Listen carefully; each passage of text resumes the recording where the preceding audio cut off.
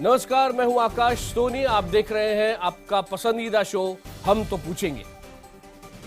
क्या वीर सावरकर गद्दार थे? क्या उन्होंने अंग्रेजों से माफी मांगकर जेल से आजादी हासिल की और उसके बाद अपना स्टैंड बदल लिया? कांग्रेस लगता है ऐसा मानती है। कांग्रेस ने उनसे भगत सिंह की तुलना करते हुए कई ट्वीट किए हैं। कांग्रेस ने वीर सावरकर की तस्वीर पर ट्रेटर यानी गद्दार लिखा है। जवाब में बीजेपी का कहना है कि कांग्रेस मानसिक रूप से दिवालिया हो गई है। बीजेपी का कहना है कि खुद महात्मा गांधी ने वीर सावरकर की तारीफ की थी, अंग्रेजों से उन्हें जेल से आजाद करने की मांग की थी। बीजेपी का कहना है कि कांग्रेस सावरकर का नहीं बल्कि देश का अपमान कर रही है। आखिर सावरकर पर यह सियासत क्यों हो रही है? क्या हासिल होने वाला है इस सियासत से कांग्रेस को? क्या यह एक महत्वपूर्ण प्रतीक है कांग्रेस के लिए? बात करेंगे इसी पर। सारे मेहमान हमारे साथ हैं, पर पहले देखिए ये रिपोर्ट। हम तो पूछेंगे में अगले 1 घंटे बड़ी बहस, सावरकर पर गद्दार सियासत।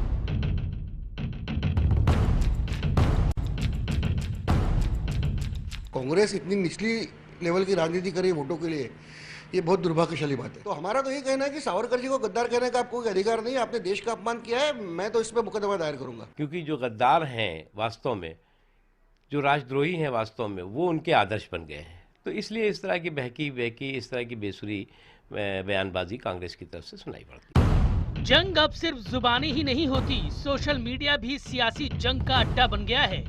बीजेपी और विनायक सावरकर के पोते रंजीत सावरकर के सीने में कांग्रेस का एक ट्वीट चुभ रहा है। भगत सिंह के शहीदी दिवस 23 मार्च को कांग्रेस ने अपने ट्विटर अकाउंट @INC इंडिया पर एक ट्वीट पिन किया। इसमें उसने भगत सिंह को शहीद तो बताया ही, लेकिन उन्हीं के बगल में विनायक सावरकर की तस्वीर लगाकर उन्हें गद्दार भी बता दिया। इस ट्वीट में वीर सावरकर का वो कथित माफीनामा भी लिखा है जो कांग्रेस के मुताबिक उन्होंने अंग्रेजों से मांगी थी। वीर सावरकर ने अपनी जिंदगी के 13 साल जेल में बिताए थे। 1910 में ब्रिटेन में गिरफ्तार करने के बाद अंग्रेजों ने 1911 में उन्हें अंडमान निकोबार की जेल में भेज दिया था। सावरकर को अंग्रेजी सरकार के खिलाफ साजिश रचने के जुर्म में 50 साल की सजा हुई थी। 1921 में उन्हें अंडमान से रत्नागिरी की एक जेल में भेज दिया गया था। कुछ शर्तों के साथ अंग्रेजी सरकार ने उन्हें 1924 में रिहा कर दिया था। बहरहाल अब सावरकर को गद्दार बताने वाले कांग्रेस के इस ट्वीट के जवाब में बीजेपी ने अपने Twitter account BJP for India से सावरकर पर दिया गया महात्मा गांधी का बयान जारी किया। बीजेपी के मुताबिक 1921 में महात्मा गांधी ने सावरकर की रिहाई की मांग उठाते हुए कहा था कि वो होशियार हैं, वो वीर हैं, वो देशभक्त हैं। वर्तमान में सरकारी तंत्र की कुरीतियों को उन्होंने मुझसे पहले देख लिया। भारत को प्यार करने के जुर्म में उन्हें अंडमान भेज दिया गया है। वैसे जो कांग्रेस आज सावरकर को गद्दार कह रही है, उसी कांग्रेस ने 1970 में उनके नाम का टिकट जारी किया था। पूर्व प्रधानमंत्री इंदिरा गांधी भी सावरकर की देशभक्ति पर सवाल उठाने वालों को ऐसा ना करने की नसीहत दे चुकी हैं। लेकिन अब एक बार फिर कांग्रेस ने सावरकर की छवि पर बड़ा वार किया है। वैसे पार्टी की रणनीति की तरफ इशारा कुछ दिन पहले संसद में राहुल गांधी भी कर चुके थे। एक तरफ गांधी, दूसरे तरफ सावरकर। एक हिंसा का प्रयोग करता है, दूसरे अहिंसा का। मैंने सिर्फ एक बात कही, गांधी हमारे हैं, सावरकर आपके। क्या इसमें कोई गलत बात कही मैंने? क्या सावरकर आपके नहीं है? क्या आपने उनको उठा के फेंक दिया? क्या सावरकर को आपने फेंक दिया, उठा के फेंक दिया? वीर सावरकर पर चल रही सियासत के बीच हम तो पूछेंगे, क्या कांग्रेस ने गद्दार कहकर वीर सावरकर का अपमान किया है? देश में यह बड़ी बहस छिड़ी हुई है और आपकी राय हमारे लिए महत्वपूर्ण है। इसलिए सवाल आपको एक बार फिर याद दिला दें, क्या कांग्रेस ने गद्दार कहकर वीर सावरकर का अपमान किया है? अगर आपका जवाब है हाँ तो HTP_Y लिखिए। अगर आपका जवाब है नहीं तो HTP_N लिखिए। आप अपनी राय 51818 पर भेज सकते हैं। ट्विटर पर आप अपनी राय #HTP और #सावरकर पर सियासत इस हैशटैग के जरिए दे सकते हैं। आप IBN खबर के फेसबुक पेज और ट्विटर पेज पर भी अपनी राय शेयर कर सकते हैं, जिसे हम लगातार इस शो में दिखाते रहेंगे। इसी मुद्दे पर बड़ी चर्चा के लिए इस वक्त हमारे मेहमान हमारे साथ जुड़ चुके हैं। सभी के पास 30-30 सेकंड के लिए जाऊंगा। बीजेपी के प्रवक्ता सुधांशु त्रिवेदी हमारे साथ हैं स्टूडियो में, यहां कांग्रेस के प्रवक्ता आलोक शर्मा हमारे साथ हैं, जेडीयू के नेता अली अनवर हमारे साथ जुड़ चुके हैं, सीपीआई के नेता अमीक जमई यहीं स्टूडियो में साथ में हैं, संघ विचारक डॉक्टर राकेश सिन्हा और वरिष्ठ पत्रकार रामकृपाल सिंह जी यहां हमारे साथ हैं। सबसे पहले 30-30 सेकंड के लिए मैं सभी के पास जा रहा हूं।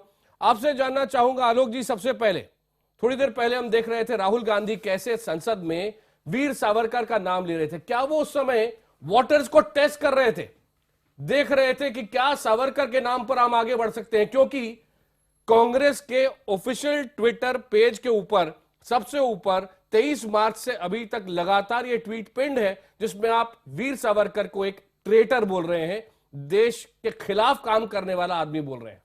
देखिए आकाश जी, मैं समझता हूं कि जिस तरह के डॉक्यूमेंट्स आज पब्लिक डोमेन में हैं, अंडमान की जेल से जिस तरह के कागजात और उस तरह पर जो शब्दावली का इस्तेमाल वीर सावरकर जी की तरफ से किया गया, उसमें साफ साफ नज़र आता है कि वो अंग्रेजों के कहीं ना कहीं पिछ लग्गू बने हुए थे। मर्सी शब्द का इस्तेमाल किया जाता है जिसको माफ़ी कहते हैं। दूसरा कहा जाता है कि अंग्रेज या उस समय की जो हुकूमत है वो जिस रूप में चाहे मुझे इस्तेमाल कर सकती है। अगर ये चीज़ पब्लिक डोमेन में है और गवर्नमेंट रिकॉर्ड में है तो गद्दार शब्द का इस्तेमाल ना किया जाए तो देशभक्त। ठीक है, आपका समय पूरा हुआ। सुधांशु त्रिवेदी, आप जवाब देना चाहेंगे? देखिए, इसमें कोई आश्चर्य की बात नहीं जो कांग्रेस कर रही है। याकूब मेनन से लेके अफजल गुरु तक का समर्थन करना और आजादी से पहले के एक नहीं तमाम उदाहरण है। अंग्रेजों के साथ दोस्ती, दिन में उनके विरुद्ध आंदोलन और शाम को उनके साथ डिनर करना। अकबर इलाहाबादी ने बड़ा फेमस शेर लिखा था, मोतीलाल नेहरू के लिए लिखा था कि कौम के गम में खाते हैं डिनर हुक्काम के साथ, रंज लीडर को है बहुत मगर आराम के साथ। ये उसी परंपरा से चले आ रहे हैं, इसलिए इसमें हमें कोई आश्चर्य नहीं है। ये आज तक उसी परंपरा को निभाते आ रहे हैं कि देशभक्तों के ऊपर। आपके 30 सेकंड पूरे हुए। अमीक जमई, आप मेरे ख्याल से बाकायदा डॉक्यूमेंट्स के साथ तैयार आए हैं, आप कैसे देखते हैं वीर सावरकर की पूरी जो जिंदगी है वो देश के खिलाफ गई, या आप उनकी जिंदगी के दो अलग अलग हिस्से देखते हैं? आकाश जी, ब्रिटिश राज के दरबार में दो गद्दारों के अंजुमन तंजीम, एक मुस्लिम लीग जो अब पाकिस्तान में है और ये एक जनसंघ और वीर सावरकर जी जैसे लोग जिन्होंने वहां पर लॉयल्टी का साइन किया, जिन्होंने कहा कि हम आपके खिलाफ बगावत नहीं करेंगे। मैं पूछना चाहता हूं आरएसएस और भाजपा से, क्या मैं आपको वीर सावरकर जी को कायदे आजम कहूं, वीर सावरकर जी को शहीद आजम कहूं, क्या मैं उनको शहीद कहूं, मैं क्या कहूं उनको? डॉक्टर राकेश सिन्हा, कांग्रेस को इस बात का बड़ा गुस्सा अंदर रहा है कि आप नेहरू जी पर लगातार हमले करते आए हैं, संघ परिवार की ओर से लगातार हमले होते आए हैं, और कुछ लोगों का कहना है कि ये एक बदला है वीर सावरकर जी का नाम उठाकर, और साथ ही साथ ये सारे सवाल उठा के आरएसएस से ये बदला लिया जा रहा है और लेफ्ट कांग्रेस में साथ में नजर आ रहा है। देखिए, आरएसएस से जितना बदला लेना है ले लें, लेकिन देश की विरासत और स्वतंत्रता सेनानियों के साथ हमें मजाक नहीं करना चाहिए। यह सावरकर पर आघात नहीं है, भारतीय राष्ट्रवाद की जो परंपरा है उस पर आघात है। मैं एक उदाहरण देना चाहता हूं। सावरकर जी पर 10,000 कॉन्फिडेंशियल पेपर हमने जर्मनी, फ्रांस, ब्रिटेन, अमेरिका के आर्काइव से इकट्ठा किया है। और बता दूं, उनका इंटरनेशनल कोर्ट ऑफ जस्टिस में केस गया था जब उन्हें फ्रेंच सॉइल पर अरेस्ट किया गया था। ब्रिटिश पुलिस ने ब्राइब करके अरेस्ट किया था फ्रेंच पुलिस को, और इंटरनेशनल कोर्ट ऑफ जस्टिस ने कहा था गलत अरेस्ट हुआ है। अली अनवर जी, इस पूरी बहस में आप वीर सावरकर के खिलाफ खड़े हैं, साथ खड़े हैं, या आपकी उनके बारे में आपकी एक हिस्टोरिकल अंडरस्टैंडिंग क्या है? देखिए, ऐसे तो सोनी जी ये एक सेमिनार का विषय है और इतने लोगों को आपने बैठाया है और इतना कम समय है कि इसमें सबको समय मिलेगा नहीं। फिर भी मैं कहना चाहता हूँ कि सावरकर जी ने कोई एक माफ़ीनामा नहीं लिखा, 6 माफ़ीनामा लिखा और उनको 12 साल में छोड़ दिया गया, जबकि आप ही ने बताया कि 50 साल की सज़ा हुई थी, 12 साल में छोड़ दिया गया। और 1923 में 24 में छूटे, 1923 में। ठीक है, आपके 30 सेकंड पूरे हुए, पर जाहिर है आप और भी चीजें बोलना चाहेंगे। मैं डिबेट को ओपन करूंगा, लेकिन पहले रामकृपाल जी के पास जाता हूं। रामकृपाल जी, इस समय वीर सावरकर की लेगेसी क्या है? ये सवाल उठाकर कांग्रेस हासिल क्या करना चाहती है? ये तो कांग्रेस ही बता पाएगी, लेकिन एक बात मैं बता दूं कि गद्दार शब्द का जो इस्तेमाल हुआ है उसको लेकर के कांग्रेस को कोई फ़ायदा नहीं होने वाला है। राहुल जी की बात अभी आपने सुनी, उन्होंने पार्लियामेंट में जो कहा कि गांधी अहिंसा के फॉलोअर थे, सावरकर हिंसा के फॉलोअर थे। अगर वो हिंसा के फॉलोअर थे तो हिंसा जाहिर सी बात है कि वो ब्रिटिश सरकार की हुकूमत के खिलाफ थी, न कि अपने देशवासियों के खिलाफ। पहली बात, उसमें कहीं भी ये जिक्र नहीं आ रहा है। और मुझे ऐसा लगता है कि इन दोनों चीजों पूरे हुए, लेकिन आप ये बात पूरी करें।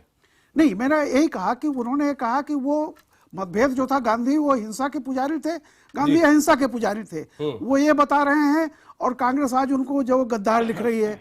तो पहली बात तो मुझे इसी में डाइकोटोमी लग रही है। देखिए, गद्दार शब्द बहुत ही खराब चीज है।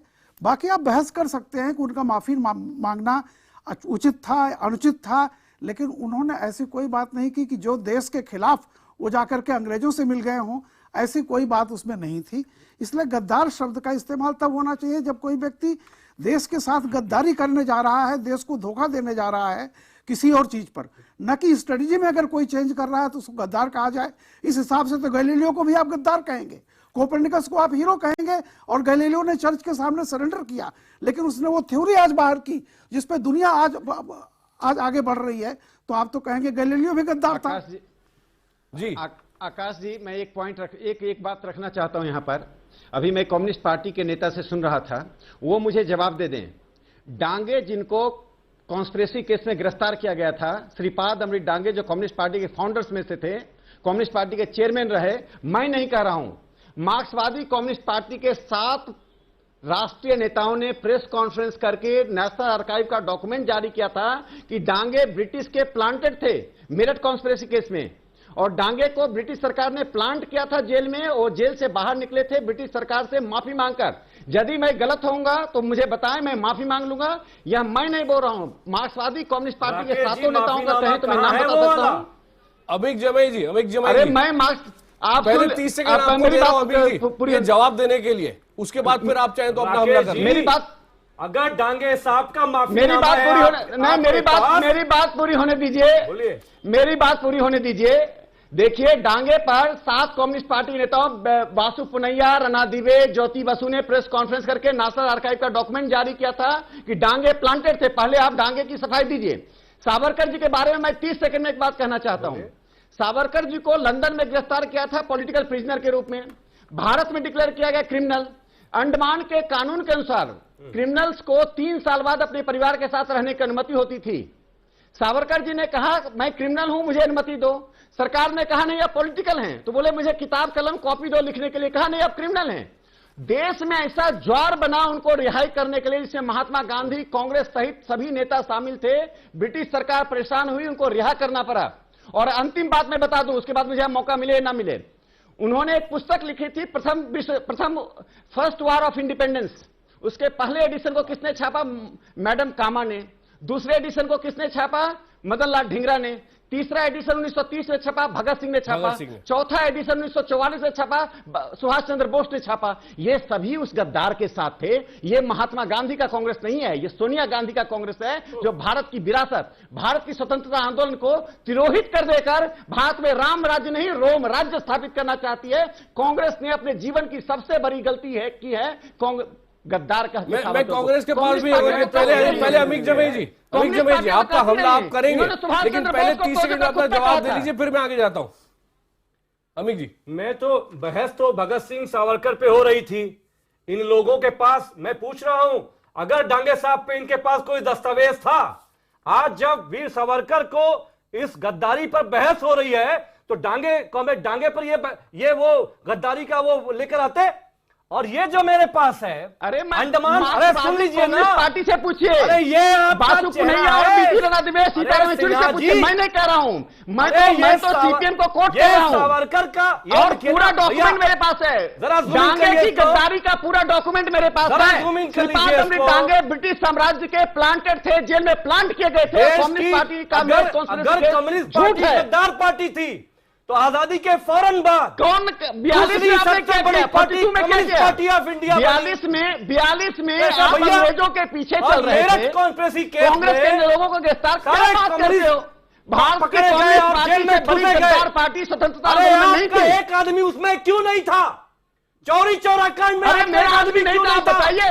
हम गद्दारी नहीं कर रहे थे ना, आप गद्दारी कर रहे थे। ये क्या है?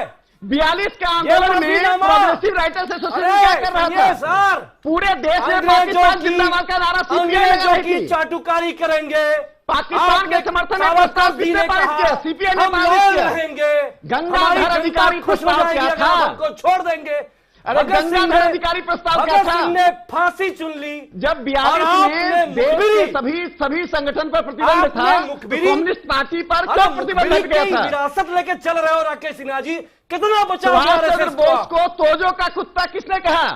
तो ये जो क्यों कहा? माफी मांगिए। अरे कैसे बदलोगे भाई? आपके लिए बोस, आपके लिए सावरकर, आपके लिए हेडगेवार, आपके लिए गांधी, आपके लिए नेहरू, सभी एक ही तराजू में थे।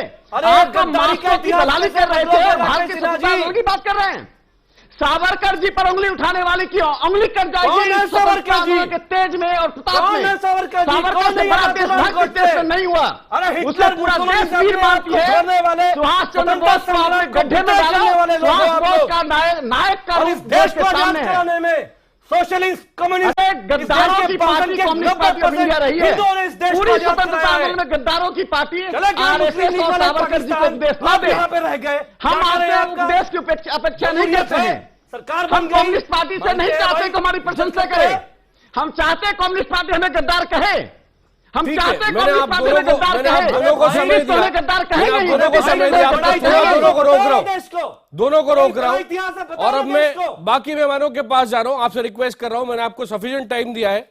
आलोक जी, मैं आपका ध्यान चाहूंगा इस डाक टिकट के ऊपर। 1970 में जारी हुआ, इंदिरा गांधी उस समय प्रधानमंत्री थी, और इंदिरा गांधी के जो शब्द थे वो कांग्रेस का हर नेता थोड़ा ध्यान से सुने, ये इंदिरा जी के शब्द हैं, और वो कह रही हैं, the daring defiance of Veer Savarkar against the British government has its own important place in the annals of our freedom movement. भूरी भूरी प्रशंसा इंदिरा गांधी ने की। उसके बाद यह डाक टिकट जारी किया गया 1970 में। आप कांग्रेस की अपनी बड़ी नेता जो कह रही थी उसको पूरी तरह पलट देना चाहते हैं आज, क्यों? देखिए, मैं समझता हूं कांग्रेस पार्टी का यही बड़प्पन रहा है कि स्वतंत्रता सेनानियों के ऊपर हमने कभी उनको नहीं बांटा है। अगर स्वतंत्रता सेनानियों की कोई बुराइयां भी रही हैं, कहीं पर कोई कमियां भी रही हैं, बुराई शब्द भी मैं दूर रखना चाहूंगा, तो हमने उसको इग्नोर किया है। लेकिन भारतीय जनता पार्टी ने हमेशा ही अपने आप को केवल राष्ट्र भक्त और बाकी सबको, अभी देखिए आरएसएस की बौखलाहट आपके टीवी चैनल पर दिख रही थी, क्योंकि अपना कोई इतिहास नहीं है। 1925 में जो आरएसएस बना, 1947 तक अंग्रेजों ने लाखों लोगों के ऊपर केस। नहीं सर, आप स्पष्ट कीजिए पहले। सर मैं स्पष्ट कर दिया, इंदिरा जी गलत थी, आज राहुल गांधी गलत है। सर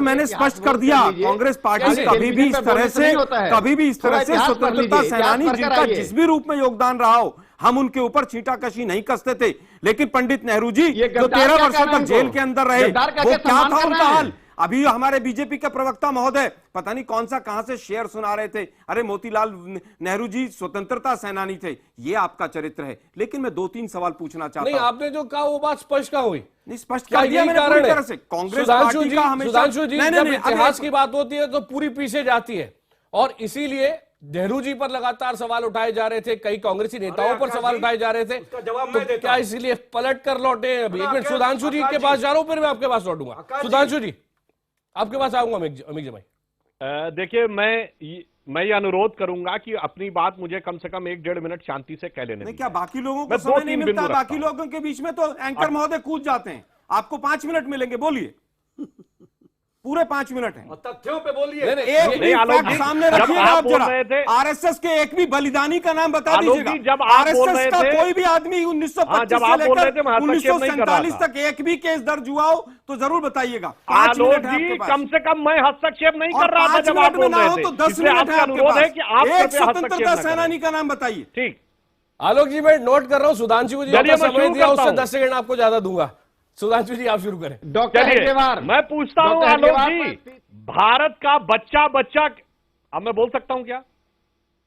हाँ आलोक जी, मैं पूछता हूं, भारत का बच्चा बच्चा कहता है स्वतंत्रता आंदोलन कहां से शुरू हुआ? 1857 का स्वतंत्रता संग्राम। और उसको स्वतंत्रता संग्राम किसने कहा? वीर सावरकर ने पुस्तक लिखी जिसका उल्लेख स्वातंत्र समर, और उससे पहले जो इतिहास लिखा गया उसमें क्या लिखा गया? सिपाही विद्रोह। 1857 न्यूटनी है। और तो और जवाहरलाल नेहरू की डिस्कवरी ऑफ इंडिया में क्या लिखा है? 1857 वाज अ रिवोल्ट। अब आप बताइए आज के भारत से 1857 स्वातंत्र समर है या 1857 सिपाही विद्रोह है? जो सिपाही विद्रोह लिखने वाले हैं कर रहे हैं, मुझे केवल ये बता दीजिए 1925 से लेकर 1947 तक एक भी आरएसएस का आदमी अब मैं आगे और अरे भाई इसीलिए मैं कह रहा था हमें बोलने नहीं बता दीजिए, फैक्ट का सामना करने को तैयार रहिए ना आलोक जी। नहीं हम बिल्कुल बता रहे हैं अरे भाई आप मुझे बता तो दीजिए। अभी और आइए, अभी तो 1925 से लेकर अटल बिहारी वाजपेयी जी के ऊपर प्रश्न चिन्ह लगे। यही गलत बात है। मुखबरी हुई है आपकी, आपने मुखबरी किया हमेशा अंग्रेजों की। एक भी केस आपके ऊपर दर्ज क्यों नहीं किया अंग्रेजों ने? बता दीजिए। 52 साल तक तिरंगा उस आरएसएस के कार्यालय पर नहीं चढ़ा। 1950 तक संविधान को आप नहीं मानते थे। अब तो इंतजार कर रहे हैं कि आप रुकेंगे तो बोले। ठीक भाई, आप मुझे बोलने देंगे कि नहीं? एक 1857 पर आपको इतना वो लग गया क्योंकि आपने किताबों पे उसको विद्रोह लिखा है। अब आगे आइए। अरे वो इतिहासकारों के अलग अपने आंदोलन का नेतृत्व किया। ऑफिशियल कांग्रेस का स्टैंड है, वो पूरी तरह से स्वतंत्रता आंदोलन था। अब क्या प्रॉब्लम है आपको? ठीक है, एक मिनट 30 सेकंड आपके। सुधांशु जी 30 सेकंड निर्बाध बिना रुके आपके। आलोक जी, आप कांग्रेस के प्रवक्ता हैं, बताइए कांग्रेस ने अपने रेजोल्यूशन में पूर्ण स्वराज्य का कब स्वीकार किया प्रस्ताव? 26 जनवरी 1930 को लाहौर में। इसका मतलब आपका स्वतंत्रता संग्राम 17 साल का था। उससे पहले आप सिर्फ डोमिनियन स्टेटस की बात करते थे, अंग्रेजों के साथ मिलकर रहने की बात करते थे, उनके छत्र छाया में रहने की बात करते थे। पूर्ण स्वराज्य तो विषय ही नहीं था। दूसरा फैक्ट, 1942 का भारत छोड़ो आंदोलन का कांग्रेस का रेजोल्यूशन पढ़िए, उसमें लिखा है कि हम ये कहते हैं कि ब्रिटिश राज भारत को मुक्ति दे दे ताकि भारत की पूर्वी सीमाओं पर जापान और एनी अदर एक्सटर्नल एग्रेसर से हम अपनी रक्षा कर सके। ये अदर एक्सटर्नल एग्रेसर कौन था? ये नेताजी सुभाष चंद्र बोस की आईएनए थी। इसके लिए आप ब्रिटिश सरकार से मदद मांग रहे थे, ये आपकी हकीकत थी। और भगत सिंह का शहीदी दिवस अभी गुजरा है। 23 मार्च 1931 को भगत सिंह को फांसी हुई। 4 मार्च 1931 को 19 दिन पहले इरविन के साथ पैक्ट किया कांग्रेस ने। और उसमें क्या समझौता था अंग्रेजों के साथ कि भगत सिंह के फ्यूनरल में कोई कांग्रेसी नेता नहीं गया, भगत सिंह के घर पर कोई कांग्रेसी नेता नहीं गया, भगत सिंह की शहादत पर एक भी कांग्रेसी नेता का वक्तव्य नहीं है। ये होती है अंग्रेजों से मिली भगत, जो 1930 के रेजोल्यूशन से लेकर 1942 हमारे पास अली अनवर जी बहुत कम समय के लिए, उससे पहले मैं अली अनवर साहब से जरूर पूछना चाहूंगा। महाराष्ट्र के अली अनवर जी, मालूम नहीं है कि भगत सिंह एक जो कोट है जो वीर सावरकर ने कहा था, वीर सावरकर ने कहा था, अमिक जी अली अनवर साहब ज्यादा समय अभी इस प्रोग्राम में रुक नहीं पाएंगे, इसलिए एक सवाल उनसे पूछ रहा हूं। वीर सावरकर ने लिखा था कि पंडितों ने सोचा कि जैसे भगवान जिस हाल में रख रहा है उसी में रहे। एक वो उनकी सोच थी। मौलवियों ने सोचा कि अल्लाह के झंडे के तले जो हमारी फौजें लड़ रही हैं ये हार ही नहीं सकती। दोनों गलत थे। आइए मिलकर अंग्रेजों को निकाल बाहर फेंके। इस तरह की राइटिंग्स भी हैं वीर सावरकर की। तो क्या हम वाकई गद्दार जैसे शब्द का इस्तेमाल वीर सावरकर के लिए करेंगे? आपकी क्या पोजीशन है? क्योंकि आप बहुत रुचि रखते हैं, इन सबको पढ़ते भी रहते हैं, एक पॉलिटिशियन के अलावा जो आपकी गहरी रुचि है। सोनी जी, मैंने शुरू में ही कहा कि इतने तरह का विवाद है, इतने तरह की बातें हैं कि ये सेमिनार का विषय अच्छा होगा, लेकिन इस हड़बड़ी में थोड़ा सा आप इत्मीनान से, हमको जाना भी है, इसीलिए इत्मीनान से 2-3 मिनट हमको समय दे दीजिए। पहली बात तो कि गांधी जी की हत्या के बाद सरदार पटेल साहब ने जो श्यामा प्रसाद मुखर्जी साहब को पत्र लिखा, उसमें उन्होंने जिक्र किया कि सावरकर के साहब के नेतृत्व में जो सांप्रदायिक माहौल बनाया गया, ताना बाना बुना गया, उसके चलते गांधी जी की हत्या हुई। एक चीज। दूसरी बात मैं कहना चाहता हूं, त्रिवेदी साहब ने भी सुभाष चंद्र बोस का नाम लिया, आपने भी नाम लिया। सुभाष चंद्र बोस साहब जब आईएनए बना रहे थे भारत को अंग्रेजों से आजाद करने के लिए, तो सावरकर जी इधर अंग्रेजों की सेना में हिंदुओं के भर्ती के लिए जगह जगह कैंप लगा रहे थे, एक चीज। दूसरी बात ये कि जब 1942 में भारत छोड़ो आंदोलन के समय कांग्रेस पर पाबंदी थी, तो उस समय दो लोगों को, मुस्लिम लीग को और हिंदू महासभा को उस पाबंदी से छूट मिली। लौटता हूं आपके पास में, पहले अभी तक का जवाब ले लूं। जी प्लीज हम चले जाएं 1 मिनट। उस समय मुस्लिम लीग और हिंदू महासभा ने सरकार बनाई मिलकर के, सिंध में, बंगाल में, नॉर्थ फ्रंटियर एरिया में, और बंगाल में जो सरकार बनी उसके डिप्टी सीएम बने श्यामा प्रसाद मुखर्जी साहब। तो ये सब तथ्य भी हैं सामने।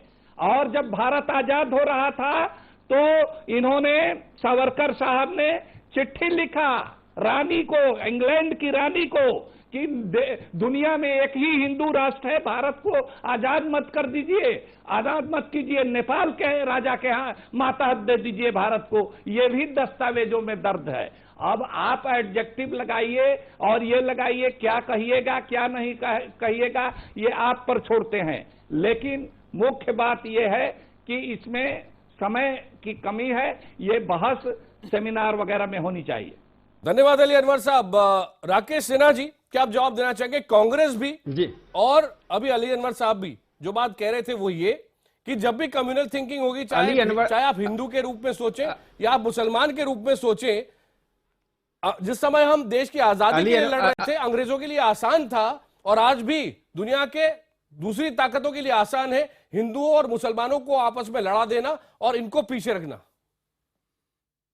अली अनवर जी को मैं एक तथ्य ठीक कर दूं कि उसमें गिरफ्तार कौन हुए थे। देखिए, सीपीआई को लीगल बनाया गया था, हिंदू महासभा को कभी इलीगल डिक्लेयर नहीं किया गया था। सीपीआई और मुस्लिम लीग ब्रिटिश साम्राज्य के साथ थी। अली अनवर साहब ने बड़ा शॉर्टकट रास्ता अपनाया और जिन बातों को उन्होंने उद्धृत किया वो गलत बात बोल रहे हैं। अली अनवर साहब कहां से, किस डॉक्यूमेंट से बोल रहे हैं? पूरी तरह से झूठ तरह से, सिलेक्टिव कोर्ट भी नहीं है, उसका कोई सर पैर नहीं है। मैं 2 बातें कहना चाहता हूं सावरकर जी के बारे में। सावरकर जी ने 1930 में सावरकर जी को ब्रिटिश साम्राज्य ने 1937 तक का उनके बारे में जो कमेंट था, उनके बारे में जो राय थी, ही is the most dangerous person in India, he can not be trusted. और 37 तक वो रत्नागिरी में एक तरह से कैद थे, हाउस अरेस्ट थे, रत्नागिरी से बाहर नहीं जा सकते थे। यदि यह पैरामीटर हो को छूट गए तब तो आप कल महर्षि अरविंदो को भी कहेंगे पांडिचेरी चले गए, वो ब्रिटिश साम्राज्य से समझौता करके। ये एक एक करके भारतीय सभ्यता और संस्कृति से जुड़े हुए तमाम स्वतंत्रता सेनानियों को तिरोहित करना चाहते हैं। सावरकर जी तो पहले, अब तो महर्षि अरविंद पर आएंगे, कहेंगे महर्षि अरविंद क्यों चले गए पांडिचेरी, ये सवाल पूछेंगे। पूछिए, आलोक जी का अगला कदम यही होगा। दूसरी बात मैं कहना चाहता हूं, ब्रिटिश सरकार ने नेहरू जी के बारे में क्या कहा था? He is the man who can bend, but Mahatma Gandhi के बारे में कहा ही इज स्टबर्न, वो बहुत जिद्दी है, वो नहीं झुकने वाला है। नेहरू तो झुकने वाला है। देखिए आलोक जी, मैं किसी पर लांछना नहीं लगाना चाहता हूं। जब भगत सिंह को फांसी पड़ रही थी, जब चंद्रशेखर आजाद त्याग कर रहे थे, सुभाष चंद्र बोस दर दर भटक रहे थे, तो हिंदुस्तान में एक ऐसा भी स्वतंत्रता सेनानी है जिसके प्रति मेरा सम्मान है। उसका व्यक्तिगत जिंदगी थी लेकिन वो रोमांस करता था। मैं उनके व्यक्तिगत लांछना नहीं लगाना चाहता हूं। आप सब कुछ बोल रहे हैं, पठान बोल रहे हैं और आप कहते हैं मैं व्यक्तिगत लांछन नहीं लगाना चाहता हूं। ये आरएसएस का चरित्र है, आज आरएसएस का असली चेहरा जनता को, देश को पता चला है। सोनिया गांधी का कांग्रेस हिंदुस्तान के इतिहास पर, हिंदुस्तान के विरासत को बर्बाद करना चाहती है। उनका सपना पूरा नहीं होगा और कांग्रेस 44 से 4 पर आ जाएगी सावरकर जी के नाम पर। सावरकर जी के नाम पर ही आप चुनाव करवा लीजिए, हिंदुस्तान जनता को 44 से 4 पर ला देगी। उनसे बड़ा देशभक्त और उनका भाई, जेल के अंदर सुन लीजिए, सावरकर जी के भाई, बड़े भाई थे गणेश दामोदर सावरकर। गणेश दामोदर सावरकर को भी काला पानी की सजा, आजीवन कारावास मिला था। उसके बाद उनके भाई थे नारायण सावरकर। पूरे परिवार ने जिंदगी प्रोहित कर दिए। वो मोतीलाल और जवाहरलाल की तरह पंच सितारा संघर्ष नहीं करते थे जिसमें आप माफी मांग रहे हैं। काला पानी की सजा थी, एक नहीं 2 भाइयों को। और सावरकर जी ने ब्रिटिश सरकार को कहा मुझे मत छोड़िए, बाकी कैदियों को छोड़ दीजिए। जो इस समय पर लंदन में कांग्रेस 13 चुल्लू भर पानी में डूब जाए, आपका कोई एक आप सावरकर जी पर लांछना नहीं लगा रहे हैं। आप लोगों ने स्वतंत्रता संग्राम की परंपरा पर लांछना लगा रहे हैं और देश की जनता को स्वीकार नहीं करेगी। ये सारे हिंदुओं को आप लोग लपेटा मत करिए अपने आडंबर में। मैं आपसे कह देना चाहता हूं, इस देश के 90% के हिंदुओं ने इस देश को आजादी दिलाने में, सेकुलर स्टेट बनाने में अपना रोल प्ले किया। हम तो ये पूछ रहे हैं भैया, आपने क्या किया? कम्युनिस्ट पार्टी ऑफ इंडिया ने क्या किया? 42 में डांगे ब्रिटिश की मुखबरी करते थे। अजय घोष सीपीएम कह रही है। अजय घोष, आप जाइए गोपालन भवन में पूछिए क्यों कहा? क्यों बंद थे? अजय घोष को ब्रिटिश साम्राज्य के पीछे चल रहे थे, पीसी जोशी पीछे चल रहे थे। अजय घोष क्यों बनते हैं? बासुकनैया आजादी में सब ब्रिटिश साम्राज्य के साथ। अजय घोष क्यों बनते हैं? आप किसकी बात कर रहे हैं? हमारी पार्टी अरे चुप हो जाइए, स्वतंत्रता आंदोलन की बात मत कीजिए। आपातकाल से लेकर राष्ट्रपति बने, 42 से लेकर 75 तक आपकी भूमिका क्या थी पूरा देश जानता है। बारे में, देश की चिल्लाने से आपकी भूमिका नहीं बदल जाएगी। शर्मा जी ने जो है वो बताया, उछलने से, चिल्लाने से, गाने से भूमिका नहीं बदलती है। और आप लोग क्या कर रहे थे? आप ब्रिटिश साम्राज्य के घोषित एजेंट थे। आपसे तो पूछा कोई भी बच्चा आर्काइव जाकर फाइल पर ले। नाम बताओ। अरुण शौरी ने पुस्तक लिखकर आपको एक्सपोज कर दिया। आप 5 क्या 2 नाम नहीं बता पा रहे हो? कौन सा शहीद बताइए ना। पाकिस्तान के समर्थन में प्रस्ताव पारित कर दिया। शहीद बताइए, गंगाधर अधिकारी प्रस्ताव क्या है बता दीजिए दर्शकों को। बीजेपी के प्रवक्ता महोदय को भी 10 मिनट दिए गए थे। क्या प्रस्ताव पारित किया है? नाम बता दीजिए, लेकिन वो एक नाम नहीं बता पाए। सिंह आपके थे? सुन लीजिए। अब्दुल्ला खां आपके थे? सुन लीजिए। डॉक्टर आलोक जी भी नहीं बता पाए। 1930 श्यामा प्रसाद मुखर्जी साहब का जो नारा था, 2 विधान 2 किसान और 2 प्रधान, उसको मोदी जी ने एक्सेप्ट किया है। 42 के आंदोलन में चिमूर आंदोलन का नेतृत्व संघ ने किया था। हत्या की है। चिमूर में जिन लोगों को फांसी दी गई, चिमूर कांड के कारण से आरएसएस के दर्जनों लोग थे। इतिहास पढ़िए, इतिहास पढ़कर ज्ञान होता है।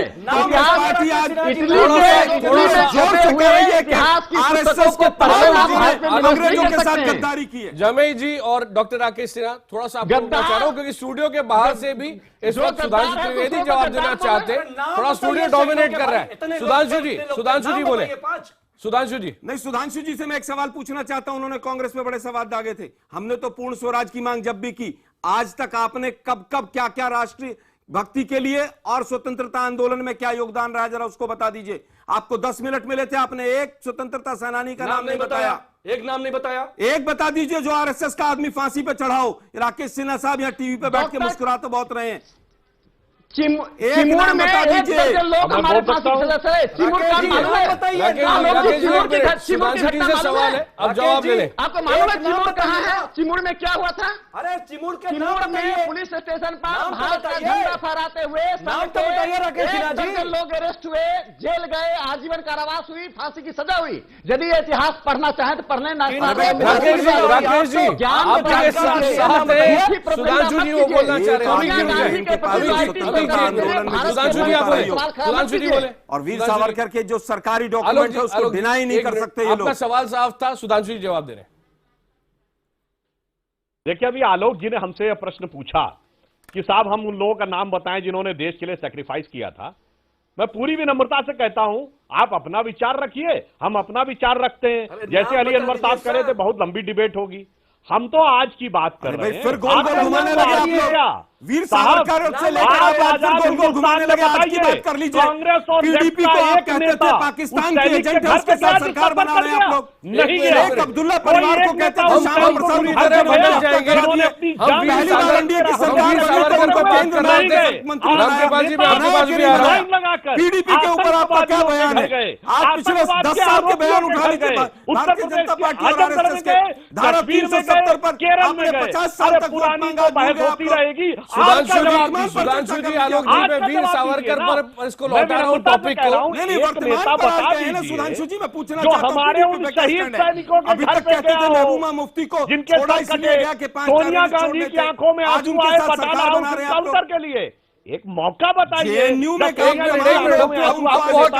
बहुत बात फैल जाएगी। हम लौट रहे एकदम मुद्दे पर। आंदोलन का चरित्र बताता हूँ। महात्मा गांधी ने क्या कहा था वीर सावरकर के बारे में, थोड़ा सा ये भी ध्यान से देख ले। आलोक जी, ये जो कागज है स्पेसिफिक कोड, स्पेसिफिक कोड, एक मिनट आकाश जी, जिस तरह के शब्दों का इस्तेमाल आकाश जी मुझे बोलने का मौका तो दीजिए। राकेश जी ने मैं बिल्कुल शांति से सुनता हूँ सबकी बात, और ये लोग दूसरे सेंटेंस में कूद पड़ते हैं। वो कहते हैं ये गांधी जी आप जो अनाप शनाप बोलते हैं मैं शांति से सुनता हूँ कि अपना दौरा आएगा तथ्यात्मक जवाब दूंगा। आप क्यों नहीं ये शांति रख पाते हैं? नहीं, आपके पास कोई तथ्य नहीं, आपसे 5 मिनट 10 मिनट सुधांशु जी आपके पास भी लौट रहा हूँ, एक मिनट। अरे मैं आपको तथ्य बताता हूँ, वापस ले आलोक जी ने कहा तथ्य नहीं है, इन्होंने तो वो इतिहास लिखा है जिसमें कि इन्होंने लिखा है कि भगत सिंह, एक मिनट, आप बिल्कुल दोनों टॉपिक से बिल्कुल बाहर है। महात्मा गांधी ने आलोक जी सुधांशु जी सुनिएगा, महात्मा गांधी ने वीर सावरकर के बारे में ये कहा था, he is clever, he is brave, he is a patriot. एक मिनट, उस जंग का फट जाएगा दिखने वाले लोगों से। मैंने आपको इंदिरा गांधी सुनाया था, मैं आपको महात्मा गांधी सुना रहा हूं।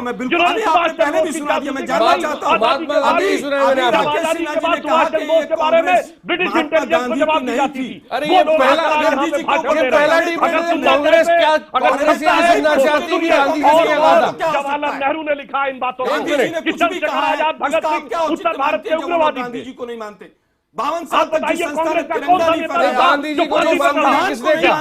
गांधी जी को क्या मानेंगे? जिन लोगों ने गांधी जी की की हत्या की हो, जिस विचारधारा ने गांधी जी की हत्या की हो, उनका कोट आप उनके लिए क्यों पढ़ रहे हैं? अच्छा भाई ऐसा है नहीं, एक मिनट कि बिल्कुल थोड़ा गोडसे का मंदिर बनाते हैं, गोडसे के मंदिर में इनके एमएलए पार्टिसिपेट करते हैं। मैं रामकृपाल जी के पास जा रहा हूँ, रामकृपाल जी के पास जा रहा हूँ, आप दोनों को रोक रहा हूँ, रघुपति राघव राजाराम को छोड़ दिया। एक मिनट, 2 निशान, 2 प्रधान, 2 विधान। आज की तारीख में रामकृपाल जी वीर सावरकर पे ये जो सियासी बहस है ये महत्वपूर्ण क्यों हो गई है? देखिए, सत्ता पक्ष और विपक्ष वाले अगर ये मान जाए तो जनता को भी कोई अपनी बात कहने का मौका मिले। मैं आकाश जी पिछले 10 मिनट से सावरकर जो आपने एक सवाल उठाया था उस पे तो कोई बात ही नहीं हो रही है। ये वामपंथ और दक्षिण पंथ की बहस हो गई, कांग्रेस बनाम हो गया। बेसिक सवाल इस बात का है कि पहला तो सवाल मेरा ये उठता है, किसी एक वामपंथी हिस्टोरियन ने एक बात कही है, बहुत अच्छे ढंग से दार्शनिक भी रहे वो, कि अतीत की विशेषता इसी में है कि वो वर्तमान को जन्म दे और नष्ट हो जाए। जब बाप का वर्तमान बिल्कुल काला होता है और भविष्य डरावना होता है तब आप अतीत का सहारा लेते हैं। आज अचानक से भगत सिंह को भारत रत्न देने की बात, सावरकर का गद्दार, मैं सारी पॉलिटिकल पार्टीज को ये औचित्य क्या था? ये कोई अचानक कोई तथ्य तो नहीं मिल गया है किसी को। सावरकर का माफीनामा आज से नहीं, जमाने से पूरे फेसबुक पर हर जगह आप उठा के देख लीजिए, कहीं भी अवेलेबल है। ये आज का औचित्य क्या था? न्यूज पे क्या था कि ये नहीं, मैं एक सेकंड, रामकृपाल जी आप बचा रहे हैं, प्लीज मेरी पूरी बात सुन लीजिए। नहीं, आप बचा रहे हैं, पहले आप मेरी पूरी बात सुन लीजिए, उसके बाद आप बोलिएगा। मैं आपके बारे में नहीं बोला हूं जब आप बोल रहा था, और कृपया शालीनता पर बरतिए मुझसे आप। मैं दूसरी बात जो तर्क दिए गए, इंदिरा गांधी ने जो कुछ कहा, मैं फिर इस बात को कह रहा हूं कि सावरकर सांप्रदायिक थे नहीं थे, उस बात पर कर लीजिए जो भी बहस करनी हो। मैं कह रहा हूं कि किसी को गद्दार ये शब्द जो है आज की तारीख में लिखना और जिस तरह से हुआ है वो गलत है, और मैं उसको नहीं मानता, नहीं होना चाहिए था। एक मिनट, शहीद आजम कहे, नाम चुन लीजिए। अमित जी, दूसरी बात 20 सेकंड और पूरी करें रामकृपाल जी बात, फिर मैं आपके पास आता हूं। भारत के नवोन्नत से बोल रहा हूं, क्या कहूं मैं? मुस्लिम लीग के गद्दारों को जिन्होंने अंग्रेजों के साथ पैक्ट किया। देखिए एक बहस, शहीद आजम कहूं, बहस हो रही है यहाँ, कायदे आजम कहूं, यहाँ पे कृपया आप क्या कहूं, नाम दीजिए ना। मैं दूसरी बात कह रहा हूँ, आपका तो मैं जिक्र भी नहीं कर रहा हूँ, आप क्यों चिल्ला रहे हैं बीच में? थोड़ा मैं तो कांग्रेस का इस देश के अंदर अपमानित किया जा रहा है। पंजाब में एक एयरपोर्ट बना था, शहीद आजम भगत सिंह इंटरनेशनल एयरपोर्ट, उसका नाम हटा के एक आरएसएस का मंगल सेन के नाम से कर दिया गया। भगत सिंह का अपमान हो रहा है। महाराष्ट्र के चीफ मिनिस्टर वो वहां पर सुखदेव को बोलने दीजिए, इनको भाषण देने दीजिए। फोटो लगा देते हैं। जब अपमान होगा तो खूब बोलने दीजिए। अमित जी आप पूरा भाषण दे लीजिए। अमित जी मैं लौटता हूं आपके पास में, 30 सेकंड आपने बात पूरी करें। रामकृपाल जी, कायदे आज़म, अमित जी रिपीट मत कीजिए, this is almost becoming a propaganda. आप थोड़ा सा रुक जाइए। रामकृपाल जी 30 सेकंड। नहीं, मैं केवल सिर्फ इतना कह रहा हूं कि सावरकर पर बात हो रही थी, मैं तो बेसिक सवाल कर रहा हूं कि आज अचानक ये भगत सिंह को भारत रत्न देना, सावरकर को गद्दार, ये सारी पॉलिटिकल पार्टी, मैं किसी एक पार्टी का नाम नहीं ले रहा हूं, अचानक ये चीजें कैसे आ गई, वो तथ्य क्या था, माहौल क्या है, सिवाय इसके कि एक जब भी इलेक्शन होता है तो इस तरह की चीजें, अतीत से कुछ चीजें निकाली जाती हैं, क्योंकि जो सत्ता में रह चुके हैं और आज जो सत्ता में हैं वो आज के वर्तमान पर बात करने से कतराते हैं, क्योंकि एक्सपोज होने का डर होता है सबको। इसलिए आप अतीत की तरफ चलिए। और मेरे मित्र कम्युनिस्ट हैं, मैं ये सीपीआई के हैं, ठीक है, उत्साही आदमी हैं, मैं कहता हूं कि लेकिन मैं उस पर आज जा ही नहीं रहा हूं। मैं आजाद हिंदुस्तान से लेकर के आज तक क्या इतिहास रहा है और उसके पहले का क्या इतिहास रहा है, ये आज का डिबेट का विषय नहीं है। हम आप कभी आप इस पे बात करने को नहीं कह रहा हूँ। एक मिनट, आलोक जी ने एक बात कही थी, मैं आलोक जी एक बात कही थी, आलोक जी ने कहा था और आपने भी उसका समर्थन किया था कि जब इंदिरा जी ने जो उनको कहा था कि नहीं, ही वाज ए पैट्रियट, तो ये विशालता थी। तो मैं कहता हूं कि अगर वो विशालता थी तो क्या विशालता सीटों के साथ सिकुड़ जाती है? आज फिर ये बात करने का कि आज गद्दार कहने के बाद क्यों सुधांशु जी पहले आप अपनी बात रखें, अमीक अपना हमला कर चुके हैं, अब आप पहले आगे जवाब दे ले, फिर मैं वापस यहाँ आऊंगा। अमीक जी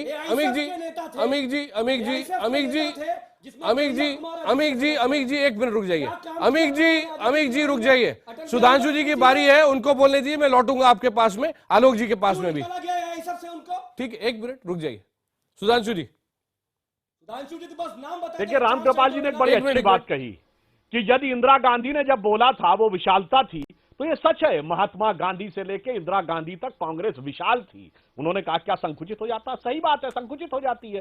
414 से 44 पे आए, लगता है इनका दृष्टिकोण भी उतना ही संकुचित हो गया। मैं विनम्रता से कहता हूं अपने कांग्रेस के साथी महोदय से कि या तो आप ये कह दीजिए कि महात्मा गांधी से इंदिरा गांधी तक जो कहा गया सावरकर के बारे में वो गलत था, हमें उस पर दुख है और हम इंदिरा गांधी और महात्मा गांधी की बात का खंडन करते हैं, फिर आप बोलिए। और अगर उनके बयानों का आप आज भी सम्मान करते हैं तो कृपया ये मत बोलिए। दो में से एक बात तो आपको स्वीकार करनी पड़ेगी, दोनों बातें अलग अलग नहीं चल सकती हैं। अंग्रेज सरकार के अंदर शैतान कहाँ है? Where is the evil? Mahatma Gandhi ने कहा मैंने पहचाना, उससे बहुत पहले वीर सावरकर ने पहचान लिया था। ये वो शब्द है आलोक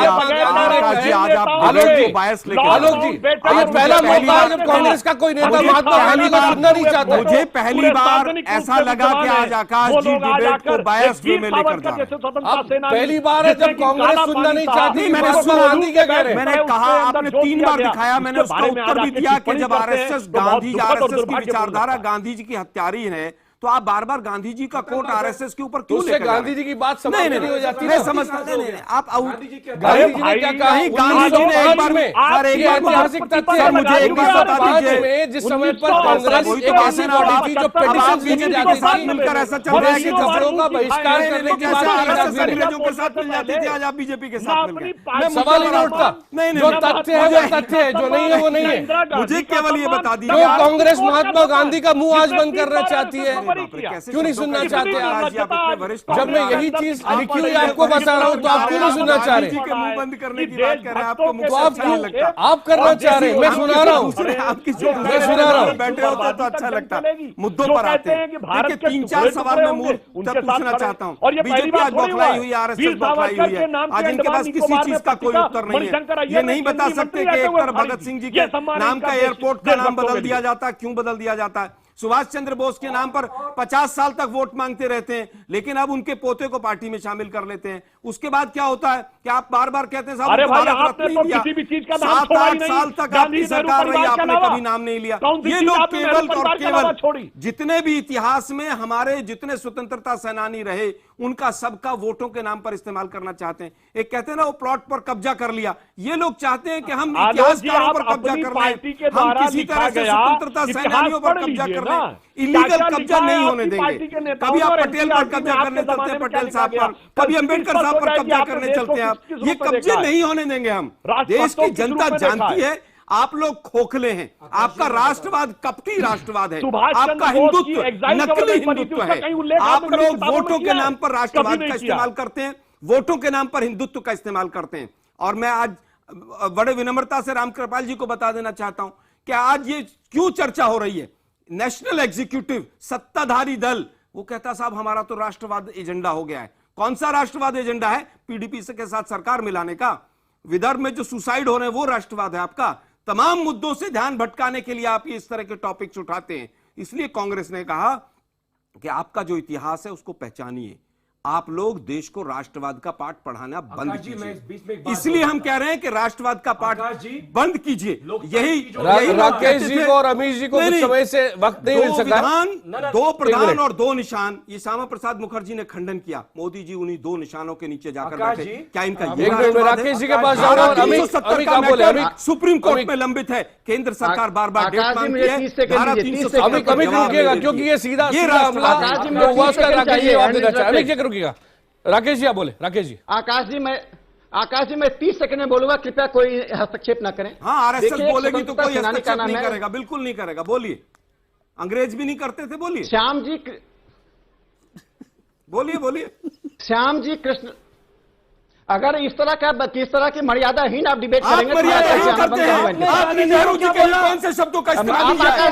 हमेशा नेहरू जी के कौन से शब्दों का इस्तेमाल किया है? गांधी जी के निजी जीवन पे आक्षेप लगाया आपने। ये आरएसएस के विचारक कुकुर, यही है असली चेहरा आरएसएस का। कुकुर मुत्तों की तरह आप लोग विचारक जन्म आ गए हैं इंटरनेशनल, और ये निजी जीवन पे हमला कर रहे हैं गांधी जी के। अच्छा, आप दोनों का गुस्सा सोनिया जी के लिए रोम की बात कर देते हैं और आप हमें मर्यादा का पाठ पढ़ाते हैं। ठीक है, आप दोनों का नेहरू जी के लिए आपने किस शब्दों का इस्तेमाल किया? अभी आप अपने शब्द वापस लीजिए। आप उसका इजहार कर चुके हैं। 13 वर्ष तक जो व्यक्ति जेलों में रहा हो, पहला प्रधानमंत्री रहा हो, उसके लिए आरएसएस इस तरह के विचारों का इस्तेमाल करती है। फिर टीवी चैनल पर बैठ के मर्यादा का पाठ पढ़ाती है। किया तो क्या गलत किया? रोमांस करते थे, पूरी किताबें आ गई उनके ऊपर। यही मैं कह रहा हूं ना, सुन लीजिए। आपका जो व्यक्तिगत श्याम जी कृष्ण वर्मा, वही व्यक्ति था जिसने श्यामा प्रसाद मुखर्जी को पहला मंत्री बनाया। यही आरएसएस का स्तर है, घोर विरोधी होने के बावजूद। तो कह दीजिए हमारे वजीर आजम मोदी जी से कि जब जाए विदेश तो गांधी जी का फोटो ना लेके जाए, या वो बताए आरएसएस की वो क्या सोचती है गांधी जी के बारे में। हंसिए मत, रोमांस करते हैं मोदी जी के ऊपर भी मैं इसी तरह की सतही बहस मैंने आज तक नहीं देखी। इसी तरह की तल्ख टिप्पणी जो आपने नेहरू जी के लिए की, मैं मोदी जी के लिए कर सकता हूं, लेकिन मैं अपनी मर्यादाएं नहीं लाऊंगा। मर्यादा में रहना सीखिए। मैं अपनी मर्यादाएं नहीं लाऊंगा, मर्यादा में रहना सीखिए। वैसी ही टिप्पणी मैं भी कर सकता हूं। एक मिनट, अब आप दोनों डबल बैरल हमला कर चुके एक साथ दोनों। अब जो आपके सवालों के जवाब राकेश जी।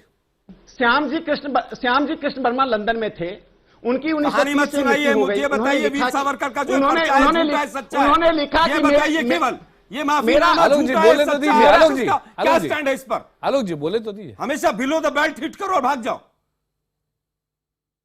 उन्होंने कहा था मेरा अस्थि का अवशेष तभी जाए जब भारत स्वतंत्र हो। 47 में देश स्वतंत्र हुआ, जवाहरलाल से लेकर आपने संविधान को नहीं माना। नरेंद्र मोदी 2003 में जेनेवा से उनका अस्थि का अवशेष लेकर आए। पूछिए स्वतंत्रता सेनानियों के प्रति इनकी क्या राय है, क्या दृष्टिकोण है? श्याम जी कृष्ण वर्मा का अस्थि अवशेष जेनेवा में 1930 से लेकर 2003 तक पड़ा रहा, किसी का ध्यान नहीं गया। आज भी आप उसी ये जवाहरलाल नेहरू पर दर्जनों पुस्तकें आ चुकी हैं। माउंट बेटन पता नहीं कितनी पुस्तकें किसके ऊपर आ चुकी है, लेकिन वो देश के पहले प्रधानमंत्री थे और जो फ्रीडम ऑफ एक्सप्रेशन जिसके वजह से जवाहरलाल नेहरू की निंदा होनी चाहिए। जो लोग फांसी की सजा पर चल रहे थे वो मार्च कर रहे थे। अरे डरते क्यों हैं? मोतीलाल नेहरू, जवाहरलाल नेहरू, ये तो 5 स्टार स्वतंत्रता सेनानी थे। काला पानी में जाने वाले गणेश दामोदर सावरकर, वीर सावरकर दोनों भाई थे। गोल गोल घुमाते रहिए। जिन पर उंगली उठा रहे हैं सोनिया गांधी के पिताजी इटली के फासिस्ट आर्मी के सदस्य थे या नहीं थे? आलोक जी जवाब दीजिए। हर चीज विरोधी बेल्ट, हम सबसे बोले थे विरोधी बेल्ट। झूठा है। सोनिया गांधी के पिताजी किसके साथ थे? वो फासिस्ट आर्मी के सदस्य थे। यदि मैं गलत हूं तो बताइए। एक मिनट, मेरे पास समय समाप्त हो रहा है। हिमांशु जी से कांग्रेस महात्मा गांधी कांग्रेस नहीं रह गई, इंदिरा गांधी कांग्रेस नहीं रह गई, ये तो गद्दारों की कांग्रेस है। बिहारी वाजपेयी जी जो एआईएसएफ के नेता हुआ करते थे। डांगे साहब को बचा लीजिए, वाजपेयी जी की चिंता छोड़िए, ने उनको क्यों निकाला था? डांगे को बचाइए। एक मिनट, मेरे पास समय समाप्त हो रहा है। अब 30 सेकंड सुधांशु जी के, उनको सुनिए, वो बाहर है स्टूडियो के, इसलिए उनको मौका नहीं मिल रहा, वो पेशेंट भी है।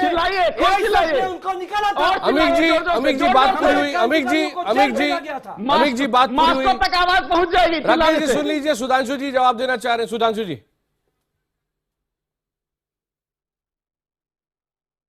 देखिए, मुझे तो इस प्रकार के ढंग से सुनाई नहीं पड़ा कि यहां पर क्या बोला गया पिछले 1-1.5 मिनट में। फिर भी मैं ये कहने की बात करता हूं, आलोक जी ने कहा कि प्रधानमंत्री अपने प्रथम प्रधानमंत्री पंडित जवाहरलाल नेहरू थे, उनका भारत में बड़ा भारी योगदान है। हम मानते हैं बड़ा भारी योगदान है, उनका ही योगदान है कि आज कश्मीर फंसा हुआ है, वहां अक्साई चिन्ह फंसा हुआ है। अरे भाई, आप लोगों को इतिहास की जानकारी कम है, किस वजह से वो वहां पर प्रॉब्लम आई है वो पूरा देश जानता है। और आप लोग जब से आए हैं पीडीपी के साथ सरकार बनाकर, आपके सहयोगी दल आलोक जी आप अपनी बात लगातार कह चुके हैं। बात पूरी तरीका है भाई, आप सावरकर से वहां कश्मीर प्रॉब्लम पर पहुंच गए तो मैं उत्तर दूंगा ना। चलिए आप भाई हो गए फिर। अरे अमित जी बात पूरी होने दीजिए। अमित जी बात पूरी होने दीजिए। पार्टी है आपकी, बात पूरी होने दीजिए। सुधांशु जी, जो अभी भी 30 सेकंड यहां से दे रहा हूं आपको, आप बोले, बाकी फेडर अभी रोक दें आप। सुधांशु जी बात पूरी करें, 30 सेकंड दे रहा हूं। देखिए आलोक जी, मैं ये कहना चाहता हूं, बहस हमारी बहुत हो गई इन सारी बातों के ऊपर। फिर अंत में एक वाक्य कह रहा हूं जो मैंने पहली बार कहा था। 1857 को न्यूटनी लिखा, पंडित जवाहरलाल नेहरू ने, स्वतंत्र सावरकर ने लिखा, भारत का प्रथम स्वतंत्रता संग्राम। आज आप बात पूरी होने नहीं दे रहे, आज आप बात पूरी होने नहीं दे रहे। मैं बहस को यहीं पे रोक रहा हूं, वक्त यूं भी समाप्त हो गया है। लेकिन सबसे महत्वपूर्ण राय है दर्शकों की। सवाल आज था, क्या कांग्रेस ने गद्दार कहकर वीर सावरकर का अपमान किया है? हजारों की संख्या में हमें मैसेज मिले हैं।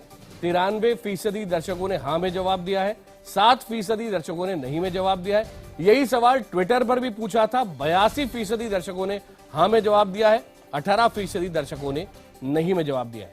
सभी मेहमानों को धन्यवाद और जल्दी लौट रहे हैं एक ब्रेक के बाद।